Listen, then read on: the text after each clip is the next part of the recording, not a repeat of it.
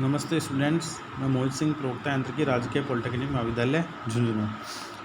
ये video lecture mechanical diploma third year के subject ME 309 के chapter 9 estimation in pattern making and foundry shop के ऊपर है। इस वीडियो लेक्चर में हम जो पैटर्न मेकिंग के दौरान जो अलाउंस दी जाती है, पैटर्न मेकिंग होती क्या है, उसके बारे में देखेंगे। तो सबसे पहले बात करते हैं फाउंड्री शॉप की, ताकि आपको पता चल जाए कि पैटर्न क्या होते हैं। तो ये जो सब्जेक्ट आपका फाउंड्री शॉप के बारे में आपने डिटेल से स्टूडेंट ने पढ़ा है, जो ME 203 सेकेंड ईयर का सब्जेक्ट है, इंजीनियरिंग मटेरियल एंड प्रोसेसेस। उसमें जो पूरे फाउंड्री शॉप है उसके बारे में चैप्टर है। ठीक है, फाउंड्री शॉप में क्या क्या काम होता है, कौन कौन से टूल होते हैं, पैटर्न क्या होता है, ठीक है, कौन कौन सी अलाउंसेस दी जाती है, सारा उसके बारे में डिटेल में दिया हुआ है। यहाँ अपन फाउंड्री में जो डिटेल है उसमें नहीं जाएंगे, आपको ब्रीफ कर देते हैं। फाउंड्री शॉप में क्या होता है, कोई भी जो ऑब्जेक्ट या जॉब बनाना है, ठीक है, जैसे लेथ मशीन में आपने देखा था कटिंग करके बनाया जाता है। ठीक है, शीट मेटल शॉप में क्या है, शीट की कटिंग करके बनाया जाता है। लेकिन फाउंड्री शॉप में क्या है, मेटल को पिघला करके फिर उसके सांचे बनाए हुए होते हैं, और वो सांचों की शेप क्या होती है, जैसा आपको फिनिश्ड प्रोडक्ट बनाना है ना, वो सांचों में पिघले मेटल को डाला जाता है। फिर वो जैसे ही जो मेटल अपना जो स्पेस है, कैविटी है उस सांचों की मोल्ड की, उसमें फैल जाती है। फिर जब वो मेटल सॉलिडिफाई होती है, जमती है, तो वो उस जो सांचा है उसका आकार ग्रहण कर लेती है। वो आकार कैसा होता है, जो हमने बनाया होता है प्रोडक्ट जो या जॉब है वो बनाने के लिए। ठीक है, तो इस प्रकार के जॉब बनाने के लिए क्या करना होता है, सबसे पहले आपको मोल्ड तैयार करना होता है। ठीक है, और जैसे आप ना सैंड मोल्ड काम में ले रहे हो, मिट्टी के भी सांचे बनते हैं। ठीक है, एल्युमिनियम वगैरह की कास्टिंग में जो डाई है उनके भी बनते हैं। लेकिन जब हम बात करते हैं सैंड कास्टिंग की, तो जो मिट्टी के सांचे बनते हैं, तो हर बार जैसे ही आपने पिघली मेटल डाली आपने और फिर वो जो प्रोडक्ट आपका तैयार हो गया, तो वो मिट्टी का सांचा तोड़ना पड़ता है। तो हर बार आपको वो सांचे बनाने पड़ते हैं। ठीक है, तो सांचे बार बार बनाने के लिए आपको एक ही प्रोडक्ट बनाना है मान लो, तो उस प्रोडक्ट का आपके पास कुछ सैंपल होना चाहिए, मॉडल होना चाहिए। ठीक है, तो वो मॉडल ही क्या करता है, उसी को रख के आप क्या करते हो, सांचे तैयार करते हो। ये आपको डिटेल में हमने आपको, जब आप सेकेंड ईयर में थे तब आपको जो छापल्ला जो फुमारा वर्क्स है, जो कास्टिंग के द्वारा जो नोज़ल है खेतों में जो पानी देते हैं नोज़ल, वो बनाते हैं ब्रास की, ब्रोंज़ की, इनकी वो प्रोसेस आपको दिखाया हुआ भी है।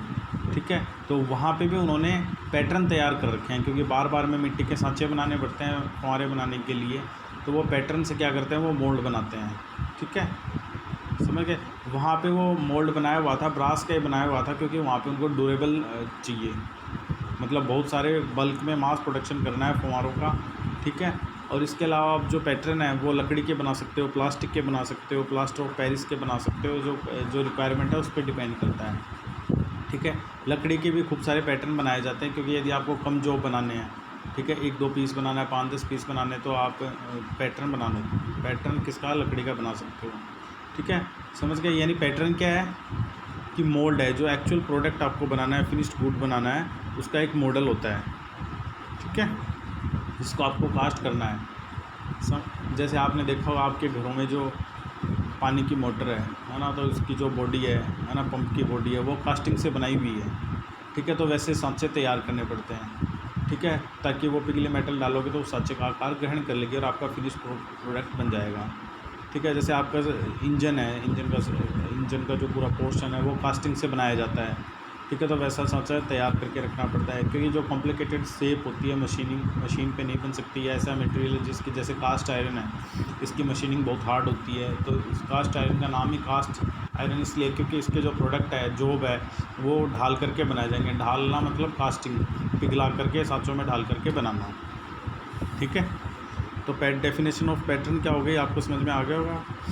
जो प्रोडक्ट आपको कास्ट करना है उसका एक मॉडल होता है। ठीक है, इसका जो डायमेंशन है, जो आपका मेन प्रोडक्ट है जो कास्ट करना है, उससे डिफरेंट होता है, क्योंकि आप जब वो प्रोडक्ट बनाओगे तो सांचा आपको पहले ही तैयार करना है। ठीक है, तो इसके लिए आप है ना पहले से अलाउंस देते हो, जो प्रोडक्ट बनाना है सांचे की साइज़ उससे बड़ी रखते हो, ठीक है। तो प्रोडक्ट आपका बड़ी साइज़ का जो बनाना, फिर आप मशीनिंग वगैरह करते हो उस पर, ताकि वो मटेरियल जो फिनिशिंग देनी है वो रिमूव हो जाए, तो थोड़ा बड़ी साइज़ का आपको बनाना है। तो इसका मतलब आपको पैटर्न भी क्या करना होगा, थोड़ी जो बड़ी साइज़ का बनाना होगा। ध्यान में रखना पड़ता है कि श्रिंकेज अलाउंस क्या है, क्योंकि मेटल जब लिक्विड फॉर्म में होती है तो वो ज़्यादा आकार ग्रहण करती है, लेकिन जैसे वो सिकुड़ेगी तो उसका आकार छोटा हो जाएगा। तो ये अलाउंस भी आपको पैटर्न में देनी पड़ेगी, ताकि सांचा भी उसी जो अलाउंस है उसका बने, ठीक है। तो जो पैटर्न की साइज़ है वो एक्चुअल जो प्रोडक्ट है उससे डिफरेंट होती है, ठीक है। कितनी डिफरेंट होती है, जो भी अलाउंस आप देना चाहते हो, ठीक है। जैसे श्रिंकेज अलाउंस है, ड्राफ्ट अलाउंस है, मशीनिंग अलाउंस है। श्रिंकेज मतलब सिकड़ना अलाउंस है, और ये जो अलाउंस है इसके बारे में भी पढ़ेंगे इसी पूरे लेक्चर में। तो वो अलाउंसेस आपको देनी होती है पैटर्न के अंदर, ताकि आपका जो प्रोडक्ट है वो सही साइज़ का बने जो ड्राइंग में दी हुई है, ठीक है। तो पैटर्न आपके वुड से बनाए जा सकते हैं, लकड़ी से बना सकते हो, मेटल से, धातु से बना सकते हो, प्लास्टर ऑफ पेरिस है उससे बना सकते हो, प्लास्टिक से बना सकते हो, ठीक है। यदि आपको और भी प्रिसीजन वर्क करना है, एक्यूरेट डायमेंशन में प्रिसीजन वर्क करना है, तो आप वैक्स के भी पैटर्न बना सकते हो, मोम जो होता है उससे भी आप पैटर्न बना सकते हो। वुड के जो पैटर्न है वो बहुत ही यूज़फुल होते हैं। कहाँ यूज़ होते हैं, जहाँ पे कास्टिंग कम संख्या में कोई प्रोडक्ट बनाने हैं, जो बनाने हैं, वहाँ पे वुड के आप पैटर्न बना सकते हो, क्योंकि वुड लकड़ी है वो काफ़ी हल्की होती है, आसानी से सस्ती होती है, आसानी से इस पर काम किया जा सकता है, इजीली इसको काटा जा सकता है, इस पर कोई भी शेप आप देना चाहते हो दे सकते हो, और ठीक है। तो ये इसकी क्वालिटी होती है वुड की, इसलिए वुड के पैटर्न बनाए जाते हैं। यदि आपको लार्ज नंबर में, यानी बहुत ज़्यादा संख्या में कोई जॉब बनाना है, जैसे वहाँ छापोला पे हम गए थे तो वहाँ देखा था, तो वो 1000-1200 फुहारे डेली बनाते हैं लार्ज नंबर में, तो वहाँ लकड़ी के पैटर्न सक्सेसफुल नहीं है, क्योंकि उनकी जो लकड़ी है वो ख़राब हो जाती है, फिर वो पैटर्न ख़राब हो जाएगा। जो पैटर्न लकड़ी का बना हुआ है मौसम से ख़राब हो जाता है, बारिश हुई, सील आ गई, आकार बढ़ गया, आप जो बनाओगे तो फुहारा गलत साइज़ का बन जाएगा, फिर वो घिसाव भी होता रहता है लकड़ी का, तो ठीक है। तो लार्ज नंबर में आपकी जो कास्टिंग है वो इफेक्ट हो जाएगी, एटमॉस्फेयर से लकड़ी ख़राब हो जाती है। तो कम संख्या में आपको कोई जो बनाने हैं, 1-2 पीस कोई ऑर्डर आया तो आपको बनाना है, तो आप लकड़ी का पैटर्न पहले तैयार करोगे, ठीक है, फिर उसके बाद कास्टिंग करोगे, ओके। ये तो हो गया पैटर्न के बारे में जानकारी कि पैटर्न होते क्या हैं। इसके बाद बात करते हैं पैटर्न अलाउंसेस कि कौन कौन सी जो छूट है उसमें दी जाती है, पैटर्न बनाने में कौन कौन सी जो छूट है वो दी जाती है, ठीक है, जो आपको पैटर्न बनाते वक्त ध्यान में रखनी है। तो 3 प्रकार की छूट यहाँ पे दे रखी है। पहली है श्रिंकेज अलाउंस, है ना। श्रिंकेज का मतलब सिकुड़ने वाली छूट, यानी आपको पता है कि आपने सपोज करो आपको 20 mm की कोई कास्ट आयरन की ट्यूब बनानी है, ठीक है। आपने यदि साँचा तैयार कर दिया 20 mm का ही, सपोज करो 20 सेंटीमीटर, मान लो 20 सेंटीमीटर का मिट्टी का साँचा बनाया, उसमें आपने पिघला कास्ट आयरन डाला, जैसे ही वो ठंडा हुआ तो वो सिकुड़ा हुआ मिलेगा आपको, 20 mm का वो प्रोडक्ट नहीं मिलेगा। यदि स्टील आप काम में ले रहे हो तो और भी ज़्यादा सिकुड़ा हुआ मिलेगा। ऐसा क्यों? क्योंकि उसका श्रिंकेज हो गया, ठंडी अवस्था में जब वो आया तो वो सिकुड़ गई, ठीक है। अब वो सिकुड़ गई, आपको बनाना था 20 सेंटीमीटर का, वो प्रोडक्ट बना आपका 19 सेंटीमीटर का, सपोज करो, ठीक है। तो आपकी गलत हो गई। अब आपको क्या करना होगा, आपको वो साँचा ही कितने का बनाना है, आपको पता चल गया कि ये 19 सेंटीमीटर का बन रहा है, बनाना था 20 का, आपने 20 का साँचा बनाया, बना 19 का। अब आपने क्या किया, 21 सेंटीमीटर का बनाया साँचा, 21 सेंटीमीटर वाले साँचे में पिघला कास्ट आयरन डाला, फिर आपको पता चला हाँ भाई 20 सेंटीमीटर का आपका जो कास्ट आयरन की ट्यूब है वो बन गई।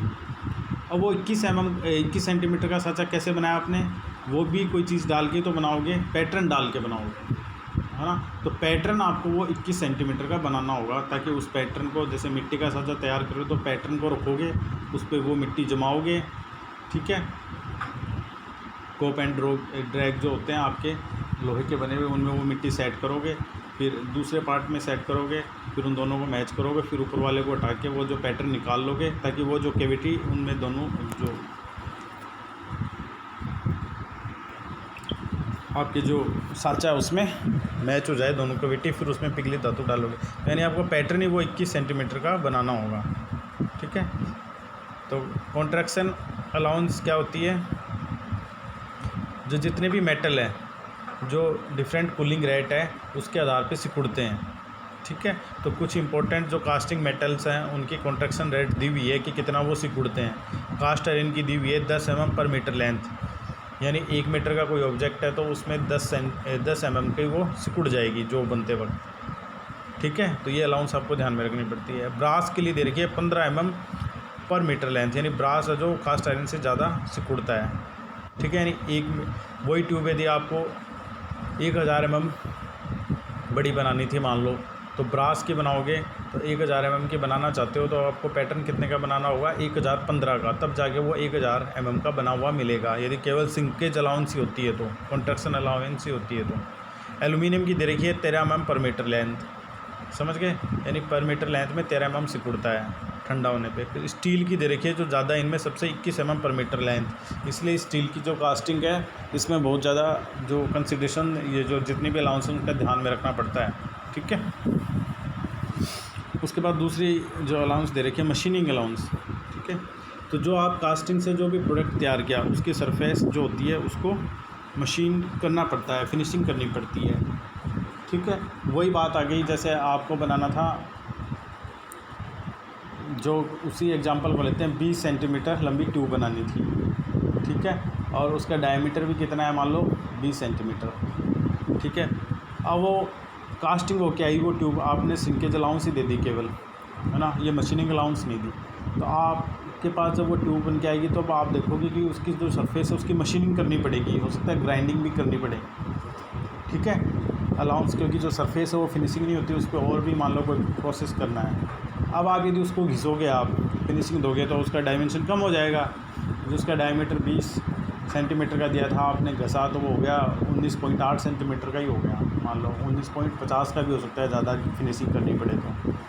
ठीक है, यानी 20 सेंटीमीटर का वो प्रोडक्ट आपका नहीं रहा, यानी रिजेक्ट होगा। तो ये अलाउंस भी आपको पैटर्न में ही देनी पड़ेगी, पैटर्न ही आपको थोड़ा बड़ा बनाना पड़ेगा। ठीक है, कॉन्ट्रैक्शन अलाउंस के हिसाब से भी और मशीनिंग अलाउंस के हिसाब से भी। ठीक है, तो ये जो अलाउंस जो डिपेंड करती है नेचर तथा क्वालिटी ऑफ वर्क पे, जो आप वर्क की क्वालिटी कैसे रखनी चाहते हो, आपको ज़्यादा फिनिशिंग चाहिए तो ज़्यादा साइज़ देनी पड़ेगी।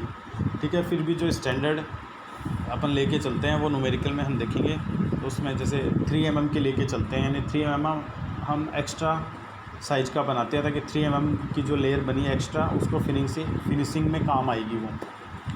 ठीक है, उसके बाद है ड्राफ्ट अलाउंस। ठीक है, ये इस प्रकार का अलाउंस होता है कि आपको जो मोल्ड में सांचा है उसमें जो आपका प्रोडक्ट तैयार हो गया, ठीक है, वो आप निकाल लोगे। ठीक है, फोर्ड जैसे मिट्टी का सांचा है उसमें आप निकाल लोगे। लेकिन जब पैटर्न को निकालते हो, सांचा किससे तैयार करते हो, पैटर्न से। पैटर्न को निकालने के लिए थोड़ी पैटर्न में अलाउंस देनी पड़ती है। जो ये अलाउंस किस प्रकार की होती है कि पैटर्न की जो शेप है थोड़ी टेपर बनाई जाती है। ठीक है, तो ये अलाउंस भी आपको देना पड़ता है। ओके, तो ये डिफरेंट प्रकार के जो अलाउंस थे आपकी वो हमने देख ली। तो इस वीडियो लेक्चर में स्टूडेंट्स इतना ही।